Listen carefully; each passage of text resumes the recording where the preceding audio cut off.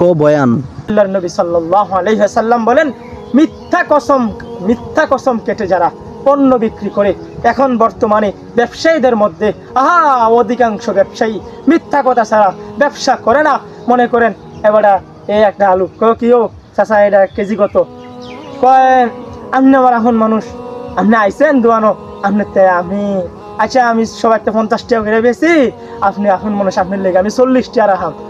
40 টাকা রাখানোর কথা কনে ও 40 টাকা তো হইতো না, অন্য বাজারে তো 45 টাকা করে বেছে, আপনি তো 45 টাকা করে রাখেন। ও কেমনে 45 টাকা করে বেছে? না 35 টাকা করে দিয়ে আপনি 40 টাকা কইছেন, 35 টাকা করে আপনি রাখেন, আপনার তো আইসি কিনতাম। না ও করতে 35 টাকা, 35 টাকা আমার কিনেও পড়ে না, 2 টাকা গাড়ি ভাড়া লাভ করি আমরা কয় টাকা, 40 টাকা করে বেচছি, 2 টাকা করে কেজিতে লাভ করি। খুদার কসম ওই লোক মিথ্যাবাদী, ওনার চেক করলে মনে হয় ওনার 30 টাকা করে কিনা এবার আপনার আবার কয় 35 টাকা কিনছি। নাউজুবিল্লাহ। তাইলে ওই পণ্য বিক্রি করে যারা মিথ্যা কথা বলে, ব্যবসায়ীদেরকে আমি বলে দিচ্ছি, ভাই মনে রাখো, আমার কথা হলো আমি তোমাদের বিরুদ্ধে কথা বলি না, রাসূলের আদর্শ অনুযায়ী যে চলতে পারে না, কুরআন এবং হাদিসের কথা অনুযায়ী যে চলতে পারে না, যে অন্যায় করে অন্যায়ের প্রতিবাদ করতে আমার কোনো ভয় লাগে না।